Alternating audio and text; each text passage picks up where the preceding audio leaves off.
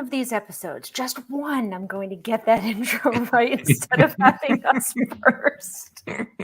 It's gold for 2024. The secret is hitting the play intro button fast. Clearly, I'm not fast enough. Yeah, and it's sometimes well hidden. Seriously. Hi, everybody. Thank you so much for joining us. I'm Jody Spencer. And I'm Thomas Wieberneit. Hello and welcome to our recent episode, the current episode of The Hot Seat. For everybody who has been here before, thanks for joining us again. And for the other ones, thanks for being here. So what we are about is talking with industry experts and our customers, and we are setting them into the hot seat if they don't set us into the hot seat for a lively discussion about topics of interest, about the whole customer life cycle, basically. So right now we are in a series of AI, and the topic du jour is AI in the customer service industry, or in customer services in general, for which we have an exciting guest, who Jody will introduce a little later. As a little tip, sometimes LinkedIn has issues with StreamYard. They are sometimes entering into a loop, which is a bit annoying for everybody. So in that case, just switch over to LinkedIn. To LinkedIn is good. To Facebook or probably to YouTube, where we are streaming as well. So having said that, let's get straight into topic. Absolutely. You mentioned the series that we're doing. We've been having some great discussions, right? Because top of mind, how is AI going to impact all these departments within organizations? So we've covered sales and marketing. We've covered product development. Today, I'm really excited as we dive into customer service and customer success and thinking about the implications of AI, both good and bad, on not only how we are servicing customers and what the customer's expectation is, but also it has some impact on the employees as well, right? I mean, there's some stuff. Absolutely. There are definitely some implications that we've got to think through. And it's top of mind for individuals, right? What's going to happen? How does this change my job? What new skills do I need to learn? So there's definitely a lot to uncover. And actually, Thomas, you and I were just having this discussion because we're going through Salesforce's recent State of the Connected Customer Report, their 6th edition. We have some great stats, actually, that I want to pull up before we bring in our guest. Give me one moment there. Oh, we are starting right from the end. So let me flip back to our first one. Well, there's lots of good and bad news in there, actually. So the good news is that sort of a belief that AI services, in particular generative AI, can be of help or will be of help so that customer service or businesses servicing customers can get improved. So apparently there's more belief in B2B than in B2C. I mean, we consumers tend to be a bit paranoid and anxious sometimes. But the good news is we see potential. And if you see that in the bar chart to the left, the potential and openness differs across segments, and well, the skepticism also increased, which is an early warning sign to what comes later. Yeah. And if you are looking at this, well, do we trust businesses? Yay, nay, sort of. Yeah, especially consumers. We do trust them. So I'm a cynic. So cynicism flag on. I do trust them to do the best thing for themselves, which is not necessarily the best thing for me. Means also their service orientation is probably rather geared towards making it easy and simple for them. Yes, and translating that to AI services. So where do I trust them? Yes, they mostly make honest claims of what they can do or not. So little yanking Jody's chain, well, it's marketing, right? Hey. Yay. And on the other side, they may or may not act with society's best interest in mind, or they may or may not use artificial intelligence ethically. And there you have seen the twist that Zoom about a month ago had this huge outcry by them giving them a lot of rights on data that I supply, willingly or unwillingly, wittingly or unwittingly. Same with Lensa. Their original terms of service basically said, well, the images are yours. Whatever I generate out of it is mine. So there's lots of trouble with that. Yeah. Well, something that's really interesting for me on this slide, as we're looking at it on the bottom, when the response is, I trust AI to be as accurate as a human, and only being 37%. If you think about where humans get their data and how we use that data in our conversations, it's very interesting to me that there is this perception that the data is perhaps not correct when it's coming from an AI engine as opposed to a human. So I thought this slide was really, I thought they were all very interesting, but that point jumped out at me. That is the real kicker, basically. So we wanted, and we believe the businesses are doing the right thing, mainly, but we don't think that they're doing it well. And this accuracy topic is particularly interesting in service. I mean, if I have a problem that I want to get an answer for, then no, I don't go with the machine. I want a human to talk to because they know better. But guess what? Where they get the information from. So there is a lot of stuff that may or may not impact the whole industry. And when we look at how individuals are interacting with companies, right? For me, the AI impact and how it translates down to customer service is probably one of the top two use cases, right? For where pretty significant changes could come into play. And that's obviously, our guest today, he knows a lot about the customer service side of things. We are very fortunate to have Nitin Badjatia with us, who is the Senior Vice President at SAP CX Solution Management. That is a mouthful. There are a lot of names there. His expertise lies in product marketing strategy and go-to-market executive leadership. A customer experience technology specialist with extensive experience in GTM roles, including leadership positions at ServiceNow and Oracle, and today at SAP. He's a thought leader and subject matter in CRM, recognized throughout his career for valuable contributions and efforts, including the Consortium for Service Innovations Innovator Award in 2011. With that mouthful, I am going to bring Nitin into the stage. Nitin, welcome for joining us. I was holding my breath on that last one. Yeah, first off, thank you both Thomas and Jody for having me. It's great to see both of you again. It's been a while, right? And looking forward to this conversation. Well, Nitin, I don't know if you heard when we were going through those stats as you were back in the green room, right? There's a lot of information out there, a lot of surveys that are going out. How do people feel about this, both from an employee standpoint in the different departments, as well as the customers that we're engaging with? So I'm just going to dive right in with the very first question that kicked off this entire series. How do you see AI impacting the role and jobs within customer service? So I think, first and foremost, we have to think about the macroeconomics of customer service. You mentioned the Consortium for Service Innovation. It's a industry nonprofit,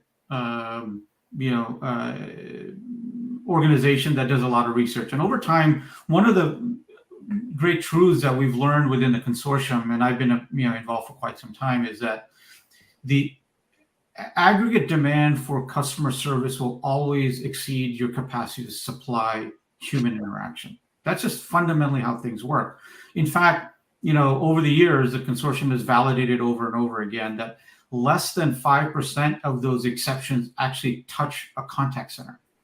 So you already have a lot of machine learning driven, self-service driven, activities going on in customer service. What's coming into the contact center now is becoming increasingly more complex. And so in that environment, sure, jobs will be impacted. I think, at any time in, almost in any sort of technology, there is an impact. You have to be sensitive of that. Where we're headed is hard to tell. I actually like to go back and think about this from the framing of one of the great thinkers, I think, of the past generations or so, the late great thinker from Canada, Marshall McLuhan, who was more famous for saying the medium is the message. He also had a framing of the way you think about technology, and I love to think about things in this way, which is, he said, we as humans shape our tools and then they shape us. And so as AI, especially in the latest iteration, starts to shape us, it's hard to tell where we're going to head. But one thing is for sure, I don't think at any point will the underlying technology get less complicated, right? It will change the skill sets that are required for customer service. But the layers of complexity that we're baking into even the most basic products and services are going to require some adjustments in skill sets, right? And I think we'll have to come to terms with that. Looking into your answer and the intro, so there's an interesting question from a YouTuber that basically asks, to what extent is the greater skepticism that we currently see related to greater anxiety and greater awareness? Which is actually a great point. I mean, with all those social media, we learn good and bad stuff faster, and technology progresses as well. So I think, it's an interesting point, because I joke what happened essentially late last year, beginning of this year with generative AI was you took this notion of AI, which I often reference as a Hollywood term. It's really machine learning. It's about algorithms that are being accelerated, in core technology. And you took a technical conversation and escaped the air gap between us geeks into, the mainstream. And whenever that happens, it's hard to tell where things are headed. But I think because the term AI has taken its form in media through, entertainment and whatnot, that there's a lot of uncertainty that's driven by that. The reality of it is that machine learning has been foundational to computing for a very long time. And I trace my, in my own career back to many, many years ago, in fact, proving the fact that I've been doing this maybe a bit too long. More than 2 decades ago, I was at a small company called Serviceware, where we were doing machine learning to what was at the time in customer service referred to as case-based reasoning. Effectively, a neural engine that was activated to logically seek out with its corpus of knowledge what the next logical step was. And the limitations of that engine at the time were such that our largest customers were Singular Wireless, that really dates us, and the US Department of Defense. Why were they the most obvious? Because they had the compute power available for our in-memory neural engine. Now, what's happened is, fast forward a couple of decades, the compute power to make the same decisions, essentially, I'm not saying that innovation hasn't happened along the way, but essentially at the core, that compute power today, you can go to Amazon Web Services, Microsoft Azure, Google, and subscribe to it. Enter your credit card, and you have access to effectively the same compute. Now, you've got all kinds of innovation around how you engage that compute. That is what makes it more scalable today. So it's not just Singular, which became AT&T, or U.S. Joint Forces Command has access to that information. It's pretty much everybody today, and I think that's a big factor. In the way that technology has existed for a long time, but is now coming of age. I think the explosion of ChatGPT, right, for better or for worse, really brought up a couple interesting points for me. AI, again, we've said this in every episode, it's not a new thing. It has been around for a long time, right? We're just starting as the masses to think about it in those general terms, like you say, right? It's really not, it's not AI. That's the marketing term. Customers have been interacting with these type of tools through bots now for how long, right? And customers get frustrated because they don't necessarily get the response that they expect, want, need as quickly as they want. They want to speak with someone. But now these advancements, to me, the big changes, now that there's so much focus in mainstream media and discussion about it, it's really uncovering more of that self-serve aspect when it comes to customer service. And I think the biggest benefit gain is, being able to self-serve in a more intelligent manner using AI tools, yet having the ability to interact personally further along down the line. As before, it was, I want to talk to somebody now. Now there's so much more opportunity for us to get it right and get them through the process so that they're self-serving. And I think it's going to have a lot of positive impacts for the customer service areas within organizations. I think customers will, get resolution quicker to whatever they're contacting us for. But I still I can appreciate the fear that's out there about how is it going to impact my role. You still need humans to service the customer base. Sure. I think the response just changes. Yeah, I think there's several factors. Thomas, you had a point. Let me challenge Jody there a little. So setting each other into the hot seat there. So I usually say if it quacks like a duck, walks like a duck, and smells like a duck, or even tastes like a duck, it is a duck. Yeah. So this also relates to quality support, emotionally empathetic support, for example. So in how far can we get or is there a need, or not a need, but a trend to get the human out of the equation? You brought scalability as well, so we scale only that much. It's an interesting point. So I think I go back to the data set that I mentioned before.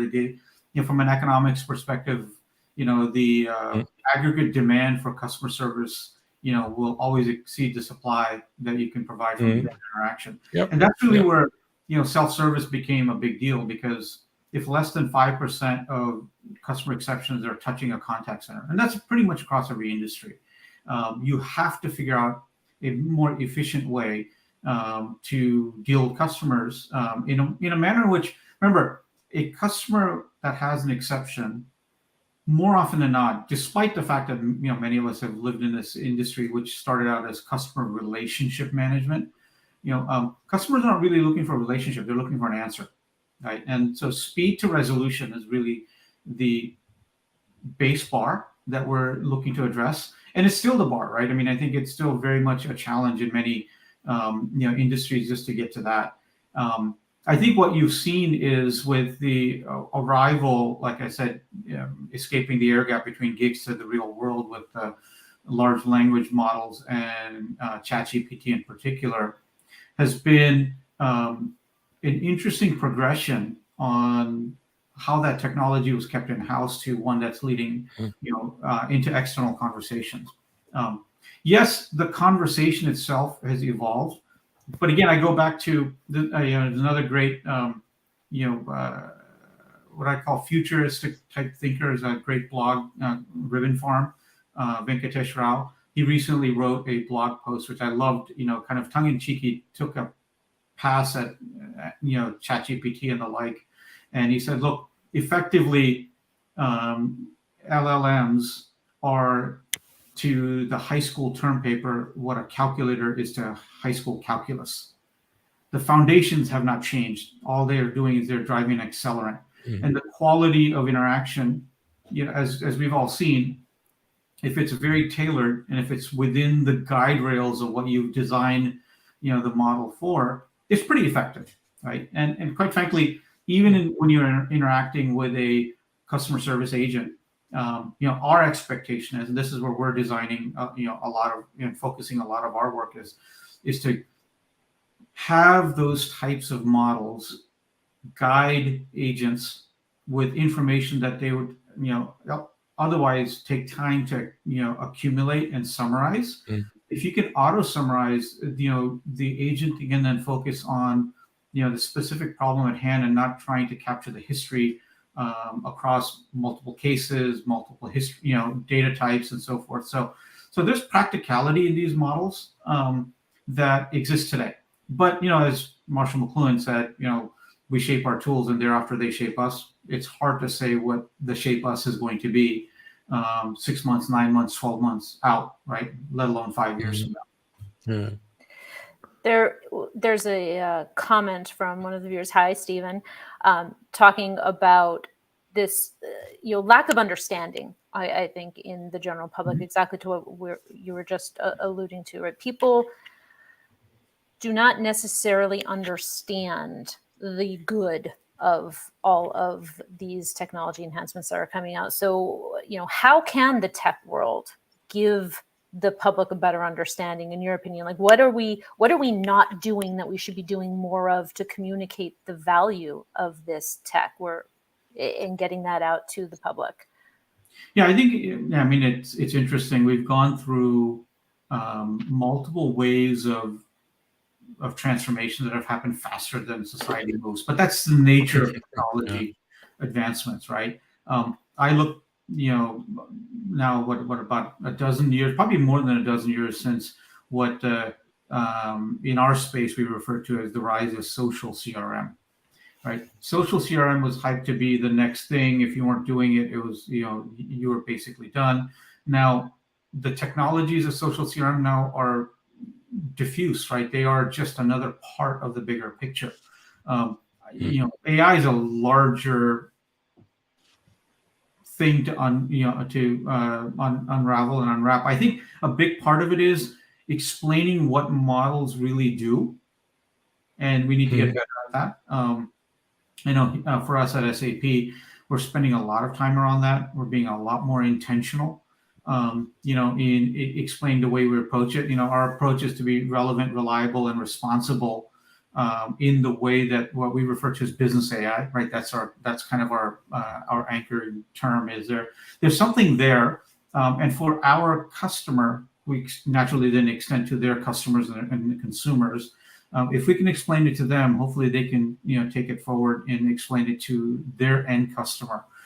We have work to do. I think as an industry, we have a lot of work to do to simplify what's happening here. But net of it is, it's like I said, it hasn't changed for decades as far as what algorithms do. It's just that they're happening. Those decisions are happening now at scale because it's available, because the computational horsepower is available to so many people. Continuing on the thread of scale, barring a better word here. So, well, there's always, or nearly always, higher demand than supply. Nearly always, which is on one side good for business, but this is quite a good allegory. It basically says, well, if there is more supply, there will be more demand. So, question, do we create a self-fulfilling circle here, or a vicious circle here, by adding more technology to service operations or service supply? I don't think you have much of a choice, right? I mean, I think as I said before, it's hard to really think about across the broader global economy products or services as being complete, right? We're now in a world where, as Kevin Kelly, the great futurist, says, forever becoming. I like to actually phrase it as, perpetual newness. When something shifts, it gets updated. Sometimes it gets updated even before it arrives, to the customer. And that cascading set of impacts requires a layer of complexity that we just have to get used to, right? And Kevin Kelly in his book The Inevitable talks about this idea of forever becoming. Nothing is ever done, nothing's ever complete, and it's a different pacing, right? It's a shift from when you sold a product, when it left your factory, it was quote unquote done. That's no longer the case. It is a societal shift as well. We have expectations. Increasingly so, we also don't purchase products, we subscribe to them. That has a fundamental shift in behavior and expectations as well, right? Larry Summers, who at one point was the president of Harvard and also the U.S. Treasury Secretary, had a great quote about that. It said, never in the history of the world has anybody washed or rented car, right? The customer behavior and the demands that you have on is really focused on the outcome, not on the product itself. That requires levels of complexity that are just becoming part of the norm. Let's look at if we are, the increment or increasing ability to provide customer service, basically, on automating it, basically leads me directly into two questions. One is the accountability of who's accountable for wrong answers that are given by the machine is one. This is the other one.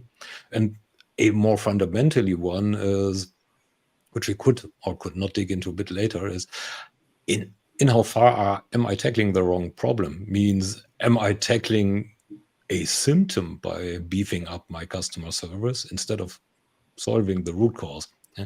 But let's start with the probably simpler one. How do we deal with accountability? So customer, have a service issue and it's going horribly wrong, fatally wrong even maybe. Who's accountable? So it's an interesting question because when you look at the research across the industry around, in particular, supervised machine learning, right? And it's not the cool generative AI stuff that we're talking about now, but it's a big part of next best actions and categorization and classification on defined elements of an interaction. What we found is humans are typically around 80 to 85% accurate, especially well-trained humans. Machine learning models approach that pretty quickly, right? And sometimes they cross that threshold. It's never 100% because in order to reach 100% success, you have to have access to all of the relevant data. And it's really difficult to drive to that. So when you recognize that there isn't perfect, on the human scale, you have to expect a bit of those, that same sort of guide rail for machine learning as well. As far as who's responsible, that really is based off of how you define that response parameters for your customers, and it's also oftentimes based off of the layer of complexity of not only the question but the product or service that you're serving. So, in some industries, mission critical, customer service has a service level agreement that you operate on, right? And that could be on uptime, or it could be on part replacement, right, or something of that sort. The other aspect of this is, and I think this carries into your second point, is machine learning is not only customer facing, right, in customer service. The fact is, machine learning aimed internally is a big part of where SAP is focused. Since we power industries literally down to the foundational elements of who they are, to their core value proposition, and scale that, optimizing the supply chain, optimizing manufacturing, optimizing distribution, and all of that can impact the way customer service is handled as well. So we're not just trying to manage the aggregate demand. Actually, a big part of the focus of SAP in customer service is to reduce that demand by improving the product or service at its core. And I think that's really that's an area that often gets overlooked because it's not the cool, hyped up part of machine learning. But I think it's probably equally important, if not more so. I would agree with that. The upskilling that is happening internally, the access to the information, the power behind that. I mean, that is truly the power for organizations to get that information and turn it around and change the experience, change the. I loved when you said, customers are not looking for a relationship; they're looking for a resolution. Mhm. One thing that I will challenge or ask the opinion. Do you believe that AI from a relationship standpoint, so customer service, obviously, people are calling into customer service 9 times out of 10 because they have a problem. Not like they're calling to say, hey, you have a great product, right? I want to tell you how wonderful you are. Yeah. It's a problem. So do you feel that from a relationship standpoint that the AI could help kind of bridge that gap so that when they are calling in to say or to yell to talk about what's going wrong, how is AI going to help kind of smooth that over as they're waiting for that human to pick up and get yelled at? So first off, I'm going to push back a little bit, Jody, on a couple of things you said. I think of customer service as not just one of a problem state. That's why I use the term exception. An exception could be an opportunity. Hey, I need to buy more stuff, or I need to replenish, I need to renew, right? So customer service is in many ways a much more strategic position. In fact, I like to say customer service is no longer an activity confined to a department. Servicing customers really is about activating the entire enterprise, right? And that's really where AI comes into play. When a customer has an exception, the most frustrating thing, and we've all lived through this, is having to repeat what the company should already know about you, right? If the machine, broadly defined, right? If the machine and machine learning can help you drive to all of the context, all of the data, whether it be the product or service you have, when you bought it, all of the warranty information, all of that can be surfaced up. So when you actually do have that human interaction, that human doesn't need to quote unquote alt tab between multiple screens to figure that out, frustrating you, because actually time to resolution is the only thing that matters, right? It is speed to resolution earns the right for the next interaction. It earns the right to eventually build a relationship. Quite frankly, there's very, very few companies that you might feel like you have a relationship with, right? I mean, markets are conversations. They've always been. Doc Schultz, stated that almost 25 years ago in Clue Train Manifesto. At the end of the day, it is about the human connection, but at the speed of which we interact, and also the complexities of the number of companies, especially consumers, interact with today, you don't have time to quote unquote develop a relationship. And therefore, oftentimes you may not even be aware of what the warranty was on that thing that you needed to replace. The company knows it. They should be able to share that. Machine learning should be able to serve that up, not in a self-service mode without a doubt, but also to the agent or the agents that are triaging your issue, right? So I think it's a multi-layered, infusion. That's why I'm saying all along, we've had machine learning in the technology. It is now exploding because of the computational horsepower that that has been granted that core technology. I'm glad that you pushed back on me when I made that comment, because I agree with you 100% in that everyone within the organization is responsible for customer service, and I appreciate pointing out that my thought of it's a problem, right? Thank you for that correction, because I couldn't be 100% more on board with what you said. To me, I feel the same way about marketing, right? Marketing and customer service is the responsibility of everyone within the organization. I would go a bit further. Here's the way I frame it. We talk about these departments: marketing, sales, service, commerce, accounting. I don't know of a customer in any scenario that wants to know the organizational complexity of the organizations that they deal with. I mean, and then I asked this almost rhetorical question, and obviously it plays very well into the SAP story, is that if as a customer, if I have an invoicing issue, is that an ERP issue or is that a CRM issue? For a customer, it's an issue that needs resolution. The bar is now set on the organization to be able to route that so you can resolve, right? And quite frankly, that's where it's not just integration alone. Data integration gets you, partially there.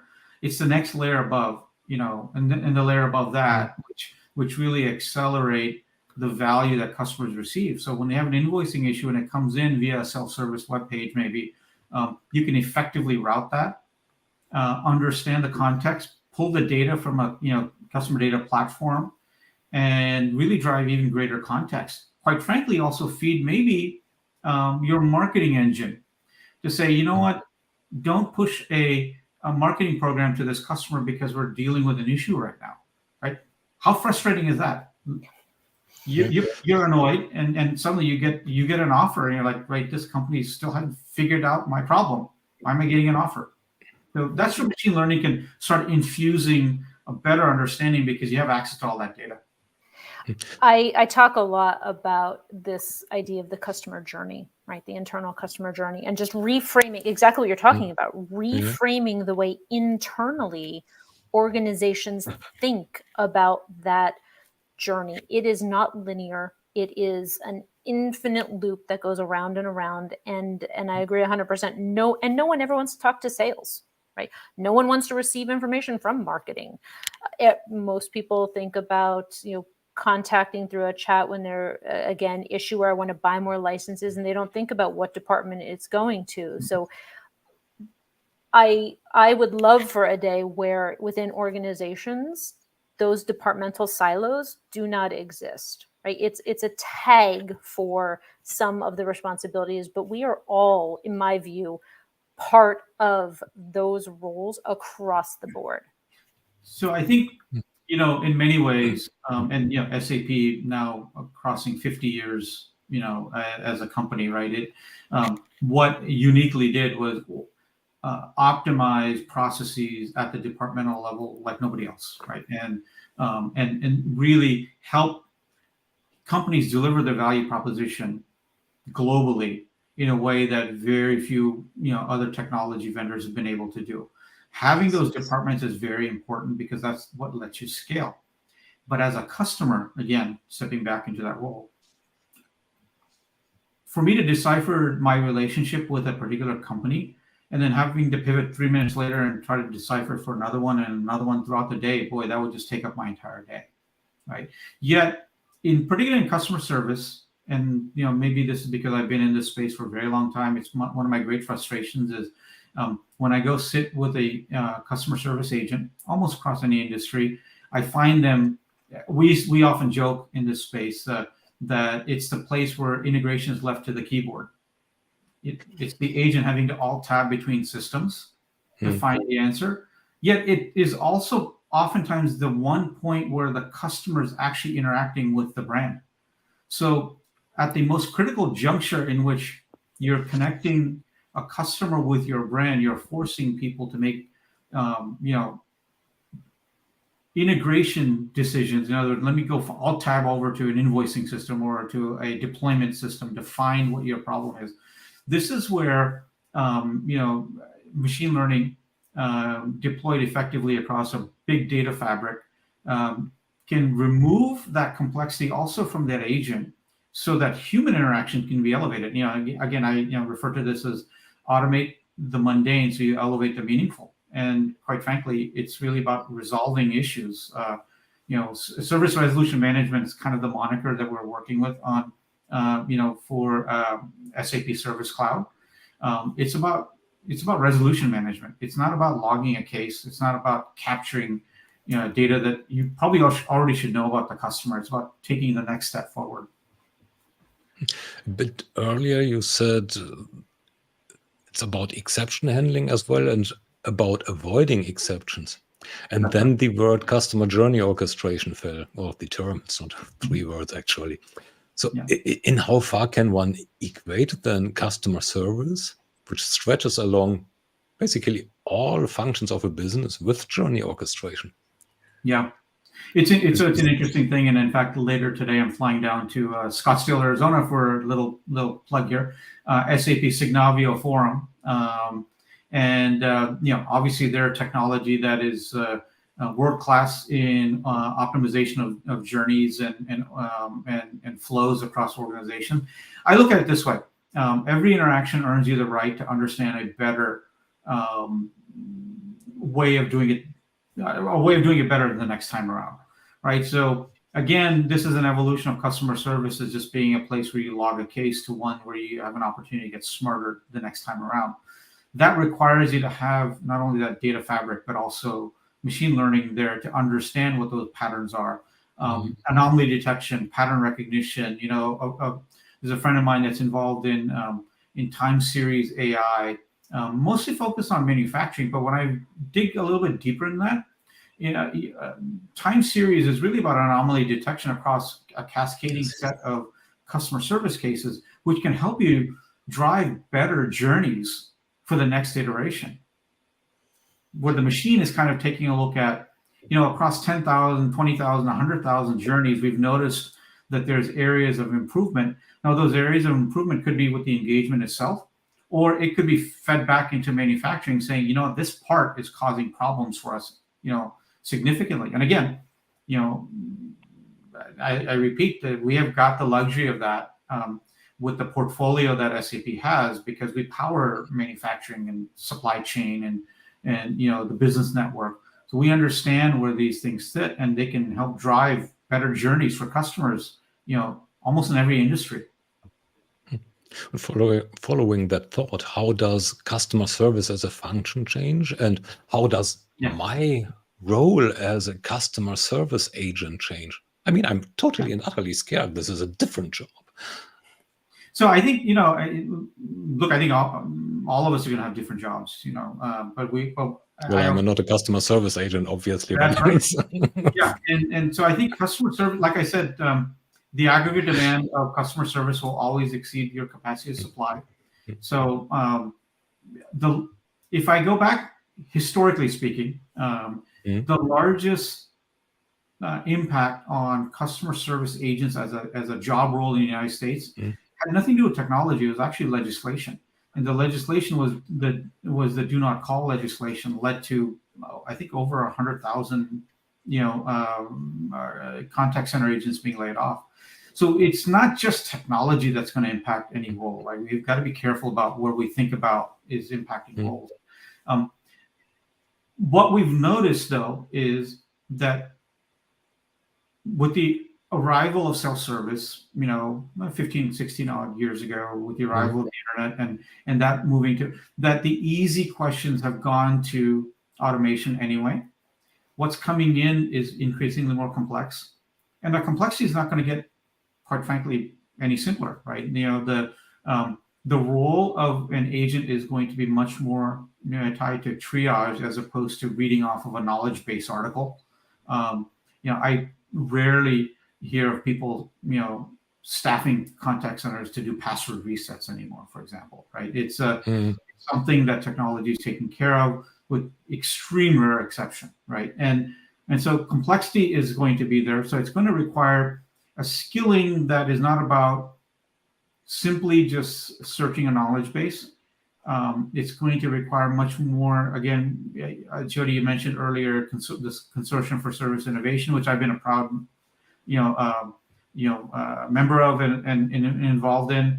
Their pioneering effort around what's known as intelligent swarming, which is really about exception handling, where not everything is known, and so working together is going to be a much more critical requirement than that singular, tier one, let me reset your password or let me update your address. So the job needs to be upskilled, right? I mean, and I know I'm going on a little bit about this because I'm passionate about it, but I think part of it is when you look at most organizations, C-suite, customer service typically gets represented by the chief operating officer. I believe that customer service actually should sit in the C-suite because they are where the brand promise is delivered, right? It's a critical function. And not to disparage any CMO out there. CMOs establish what the brand promise is, but it only gets delivered by a product or, are you there when you need me, which is essentially customer service. So I think there's an upskilling that will have to take place in the role. I'm so sad that I just looked at the clock and realized that we were at time because we Don't brought look. up some of there are so many questions that I want to ask based on what you just said. We might need a part 2. No, look, we're available. Would love the conversation. It's great, Jody and Thomas, to see both of you again. We've been busy for the last couple of years at SAP. Building, I think, a very, very future-looking approach to customer service. And super excited to be here, and we'll be happy to be back. Thank you so much for your time today. You definitely survived the hot seat and even put me in the hot seat a little bit for some questions. So thank you for that. How to do that? Yeah. To everyone watching the show, if you have what you think it takes to be in the hot seat, please reach out to us. We would love to get some additional guests and thoughts and perspectives on the show. That's it for today's episode. I am your host, Jody Spencer. I'm Thomas Wieberneit, and I'm just reading Ratul Shah's recent comments. Probably we should invite him too. The more the merrier. Yeah. Bring my friend Ratul on, for sure. Yeah. Excellent. Yeah. You heard that, Ratul. We'll be reaching out. Yeah. Thank you. Thanks for your time today. Have a good day. Bye-bye. Thank you.